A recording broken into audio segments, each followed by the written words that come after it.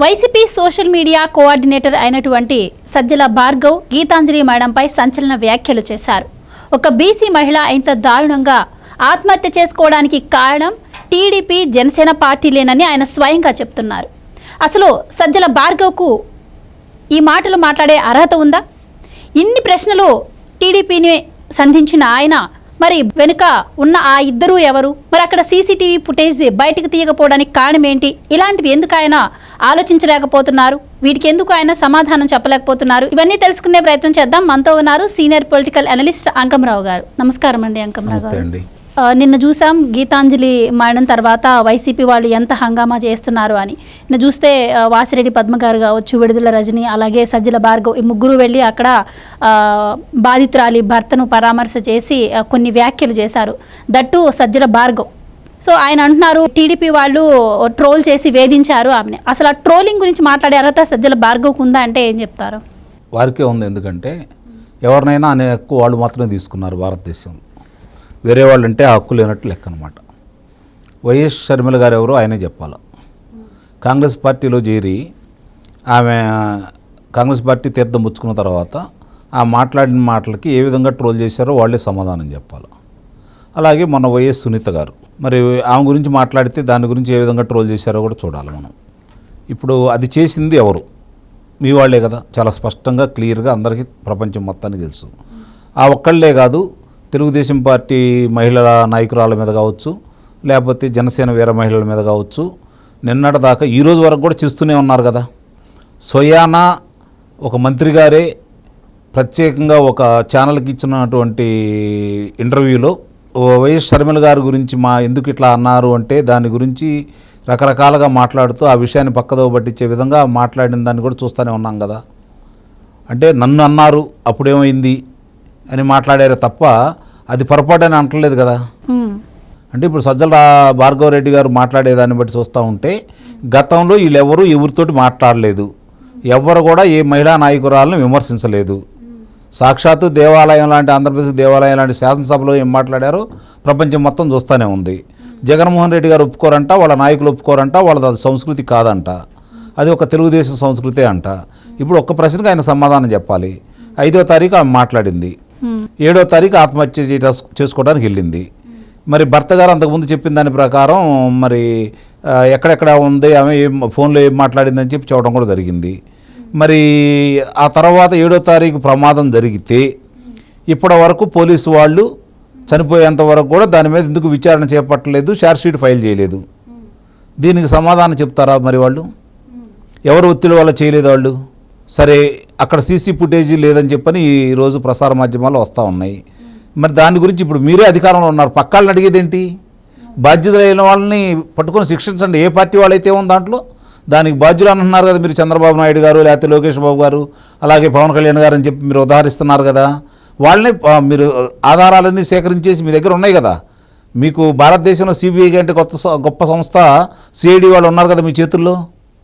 మరి వాళ్ళని ప్రయోగించేసి మీరు ఎవరెవరు దీనికి బాధ్యులో వాళ్ళని పట్టుకోండి, శిక్షలు వేయించండి. ఎందుకు ఇన్ని రోజులు పట్టింది? 7వ తారీఖు ప్రమాదం అయితే ఇప్పటి వరకు ఎందుకు గుర్తించలేకపోయారు మీరు? అసలు అక్కడికి ఎట్లా వెళ్ళింది? రిక్షాలో వెళ్ళిందా, వాహనంలో వెళ్ళిందా, ఆటోలో వెళ్ళిందా, లేకపోతే కారులో వెళ్ళిందా, నడుచుకుంటా వెళ్ళిందా?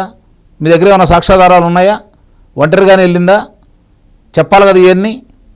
అమ్మాయి కాల్ డేటా గురించి అవతరాలు మాట్లాడుతున్నారు, దానికి సమాధానం చెప్పండి మీరు. దట్టు అమ్మాయి డెడ్ బాడీకి ఇప్పటి వరకు పోస్ట్ మార్టం నిర్వహించలేదు. అది కాకుండా ఈ కేసులో వచ్చేసి సివిల్ పోలీసులు ఇన్వాల్వ్ అవుతున్నారు. ఇక్కడ రైల్వే పోలీసులు ఇన్వాల్వ్ అవ్వకుండా సివిల్ పోలీసులు ఇన్వాల్వ్ అవుతున్నారు. దీన్ని ఎలా చూడొచ్చు అంట? అదే కదా చెప్పేది, జగన్మాయ అనేది. ఆంధ్ర రాష్ట్రంలో ఏం జరుగుతున్నా జగన్మోహన్ రెడ్డి గారి మాయ ఆయన ప్రకారం చెప్పిన దాని ప్రకారం జరుగుతుంది తప్ప ఇక్కడ కేంద్రం కావచ్చు లేదా ఇంకోటి కావచ్చు చూసి చూడనట్టుగానే వ్యవహరిస్తున్నాయి.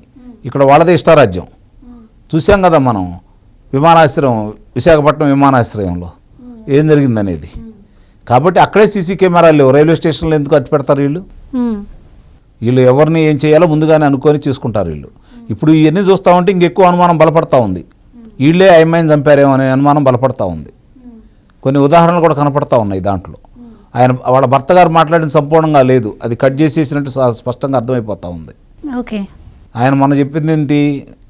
మామూలుగా ఏకుంజాన కూడా మాట్లాడుకుంటా ఉంది, 3 గంటలప్పుడు ఫోన్లో మాట్లాడుకుంటా ఉంది.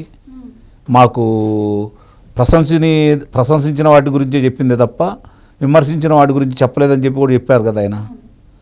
మరి వాళ్ళకు సంబంధించినంత వరకు మరి ఏం జరిగింది ఏంటనేది కుటుంబంలోనే తెలియకుండా అంటే 2 రోజుల్లో అంటే 5వ తారీఖు వస్తే 6వ తారీఖు ఒక నిర్ణయానికి వచ్చి 7వ తారీఖు చనిపోవాలని నిర్ణయానికి వచ్చింది. 7వ తారీఖు చనిపోవాలని నిర్ణయానికి వస్తే రైలు కింద పడితే నుగ్గు అయిపోతారు ఆత్మహత్య చేసుకోవాలనుకుంటే. మొట్టమొదట ఎవరు ఆనవాళ్ళు కూడా సరిగ్గా కనపడవు. మరి ఆ అమ్మాయి ఆకారం ఎలా ఉందో చూడాలి కదా. మరి అది ప్రమాదమా లేకపోతే ఆత్మహత్య చేసుకోవాలనుకుందా అంటే రైలు కింద పడే వాళ్ళకి ఆకారం అలా ఉంటుందా, దానికి సమాధానం చెప్పాలి కదా. అక్కడ ఏం జరిగిందనేది విచారణలో తేలాలి. ఆ విచారణ మీరు ఎటు చేయరు, మీకు అనుకూలంగానే మీరు చేసుకుంటూ ఉంటారు. కాబట్టి వాళ్ళు కొత్తగా చెప్పేది ఏముంది వీళ్ళ గురించి, ఆడవాళ్ళ గురించి, ఆడవాళ్ళ యొక్క గౌరవాల గురించి, ఆడవాళ్ళకి వీళ్ళు ఇచ్చే గౌరవాల గురించి వీళ్ళు చెబితే ప్రపంచం వినాలా. అందుట్లో ఈయన సజ్జల భార్గవరెడ్డి గారు చెప్తుంటే మనం అందరం వినాలా. అది పరిస్థితి ఆంధ్ర రాష్ట్రంలో ప్రస్తుతం ఉన్న పరిస్థితి. సంతోషమే ఆ పరిస్థితి తీసుకొచ్చినందుకు. మరి వాళ్ళు ఆడవాళ్ళ మీద ఉన్న వాళ్ళ గౌరవాలు చూస్తూనే ఉన్నాం. అమరావతి మహిళా రైతుల మీద వాళ్ళు చేసినటువంటి దాష్టికం చూసిన తర్వాత వీళ్ళు ఆడవాళ్ళ గురించి మాట్లాడుకుంటూ ఉంటే సంతోషంగా ఉంది. అలాగే తెలుగుదేశం పార్టీ మహిళల మీద వీళ్ళు మొన్నటిదాకా చేసినటువంటి కామెంట్లు చూస్తూ ఉంటే మరి దాని గురించి వాళ్ళు ఫిర్యాదు చేసినా కూడా పట్టించుకొని ఈ రక్షక భటులు అందరి గురించి మనం ప్రత్యేకంగా చెప్పుకోవాలి. ఇవాళ మరి ఇప్పుడు వరకు మరి మీరు అన్నట్టు పంచనామా ఎందుకు పూర్తి చేయలేదు, దాని మీద విచారణ ఎందుకు చేపట్టలేదు? 7వ తారీఖు ప్రమాదం జరిగితే మరి ఇప్పుడు దాకా మీరు ఏం చేస్తున్నారు? 11వ తారీఖు ఆమె చనిపోయేంత వరకు కూడా ఇది కదా ప్రజలకు చెప్పాల్సింది మీరు. దీన్ని బట్టి అర్థమవుతుంది కదా ఎంత శుద్ధిగా జరుగుతూ ఉందో. అంటే ప్రమాదం జరిగినప్పుడు ఎందుకు రాలేదు, ఈ నాయకులందరూ ఎందుకు రాలేదు?